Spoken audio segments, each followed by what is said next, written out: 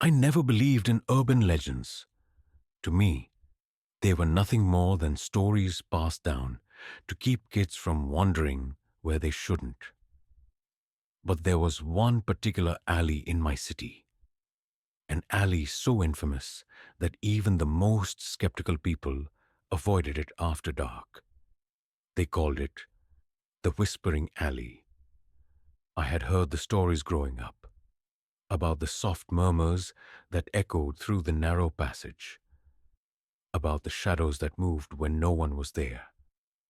Some said people had gone missing, their bodies never found. Others claimed they saw figures lurking at the end of the alley, watching, waiting. I thought it was all nonsense. That was until one night I found myself standing at its entrance. It wasn't intentional. I had been out with some friends, lost track of time, and missed the last bus home. My only option was to walk, and the fastest route cut right through the alley. I hesitated. The streetlights flickered, casting a dim, uneasy glow over the cracked pavement. The alley itself was shrouded in darkness, an abyss between two decaying buildings. A chilling breeze drifted through, carrying with it the faintest sound, like voices, whispering just beyond the veil of night. I told myself it was just the wind. Taking a deep breath, I stepped in. The air was thick, suffocating. Each step I took echoed unnaturally, as if the alley was swallowing the sound. The whispers grew louder, not words exactly, but something close, like hushed conversations just out of reach. I quickened my pace. Halfway through, I saw movement. A shadow flickered along the brick wall, but there was no one there. My heart slammed against my ribs. I spun around, searching, but the alley was empty, just darkness stretching endlessly behind me. Then I heard it, my name, whispered, software intimate. I froze. Every instinct told me to run, but my legs felt anchored in place. Slowly I turned my head. There, at the far end of the alley, stood a figure. Not a person, not quite. It was tall, its body shifting like mist in the dim light. Its face was obscured, but I could feel its gaze locked onto me. The whispers surged around me, growing frantic, urgent. I couldn't breathe.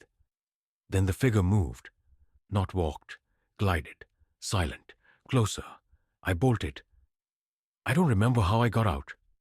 One moment, I was trapped in that suffocating darkness, the whispers clawing at my ears. The next, I was stumbling onto the main road, gasping for air. The alley behind me was still and silent, as if nothing had ever happened. I never told anyone what I saw, but every now and then, when I pass that part of town, I still hear my name, whispered, waiting. I didn't go near Whispering Alley for weeks after that night. I told myself it had just been my imagination, that exhaustion and paranoia had played tricks on my mind. But no matter how hard I tried to forget, I couldn't shake the feeling that something had been watching me. Then I heard the story of the beggar. There was an old man who used to sit near the alley's entrance, wrapped in layers of tattered clothes no matter the season. No one knew his name. He never begged for money, never spoke much. Just sat there, his head bowed, muttering under his breath. Some people said he was crazy. Others said he had seen something inside the alley, something no one was meant to see. And then one night, he vanished. People swore they had seen him just hours before, sitting in his usual spot. But by morning, he was gone. His blanket, his tin cup, even the old wooden cane he always carried, everything had disappeared. It was as if he had never existed. Some believed he had simply wandered off. Others whispered that the alley had taken him. I told myself I didn't care, but deep down, I knew I had to find out what happened. That night I went back, The streets were nearly empty, the city wrapped in a thick fog that made everything feel unreal. The alley loomed ahead, darker than the surrounding buildings, as if it absorbed what little light there was. I hesitated, then stepped forward. And that's when I saw it. An old tattered blanket lay at the alley's entrance, half drenched in something dark. My stomach twisted. The cane cracked in two, rested beside it. Something was wrong. The air felt heavier, charged, as if the alley was watching me. Then the whispers began. Soft at first, like a distant echo. But as I stepped further in, they grew louder, desperate, pleading. I swore I could make out words this time, fragmented and broken. Help me? My breath hitched. It was his voice. I turned sharply, scanning the alley's walls, the darkened corners. No one. Nothing. And then, just ahead of me, something moved. A shape, twisted, hunched, shifting just beyond the reach of the dim light. The whispers turned into gasps, as if someone was choking on air. I took a step back. The figure lurched forward, and the dim glow of the street lights caught its face. It was the beggar, or what was left of him. His skin was pale, stretched too tight over his bones. His eyes, hollow, empty, like something had been taken from him. His lips moved, but no sound came out. Just an endless, agonized whisper, as if he was trying to warn me. I couldn't move. Then his body twisted unnaturally. His mouth stretched open in a silent scream, his limbs jerking as if something unseen was pulling him back. The shadows around him thickened, swallowing him whole. And then he was gone. The alley fell silent. I ran. The next morning, I returned. The blanket was gone, the cane was gone, and there was no trace of him.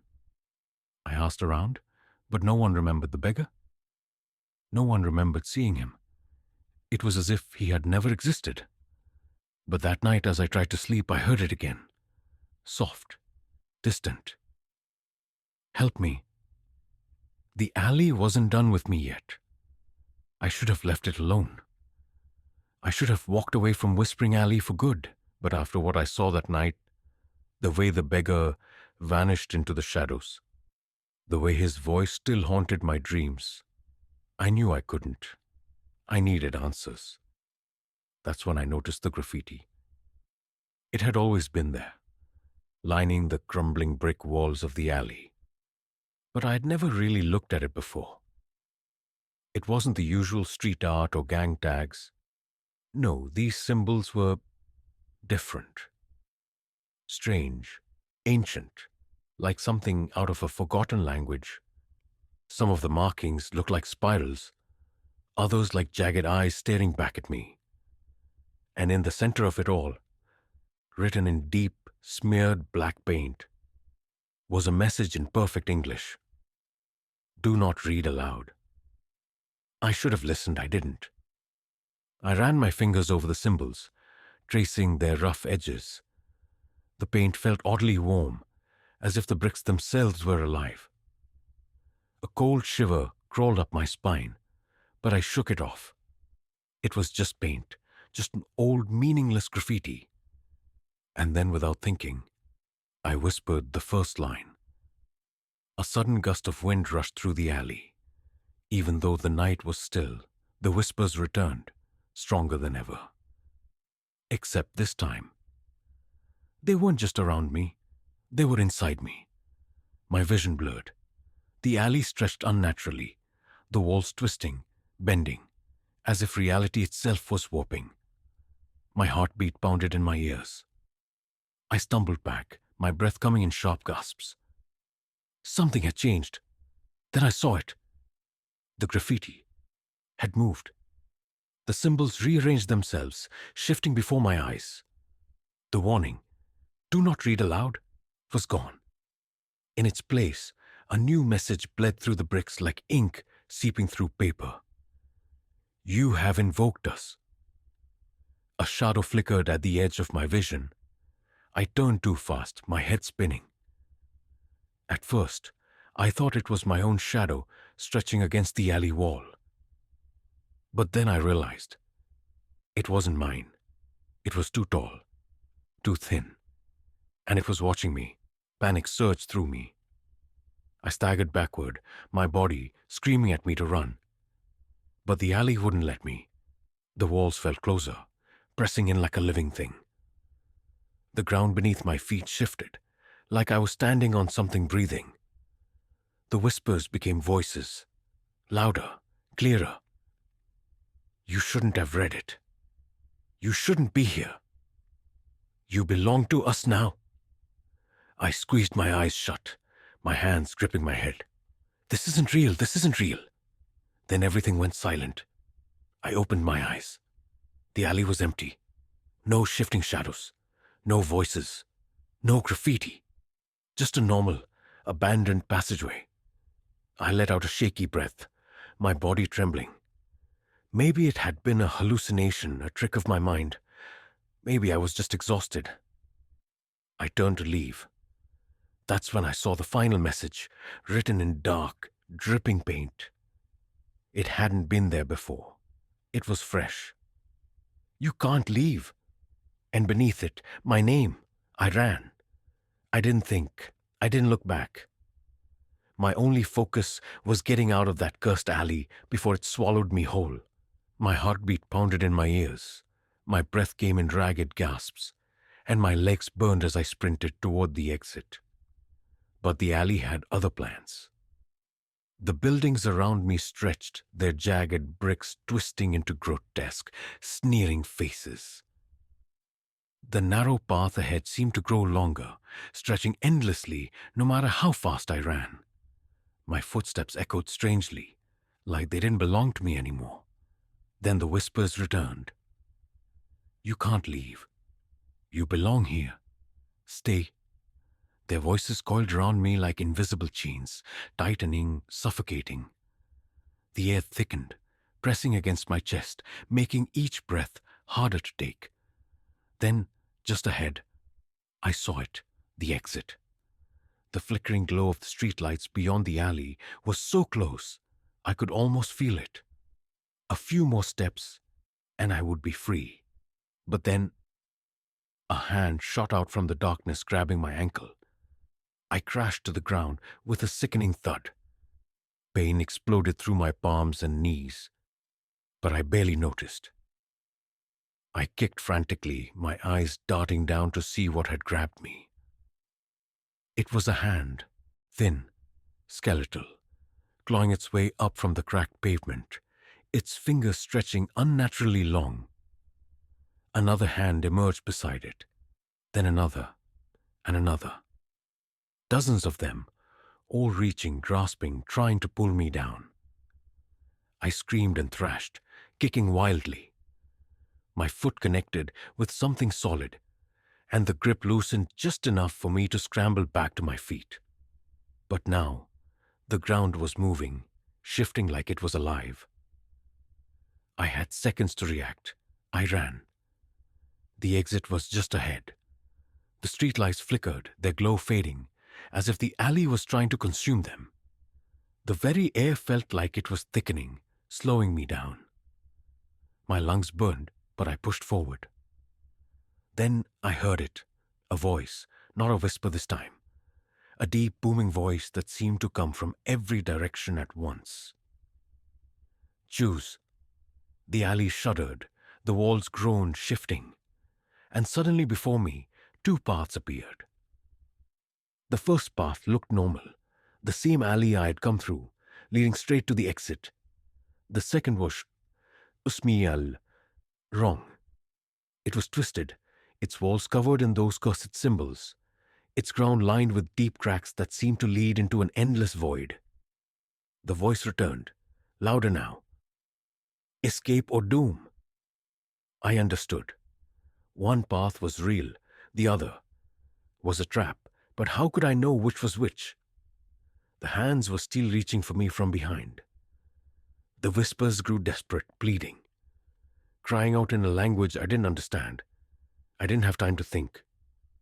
I took a deep breath, and I ran toward the choice. What I chose, I still don't know, because as soon as my foot touched the ground of my chosen path, the alley collapsed.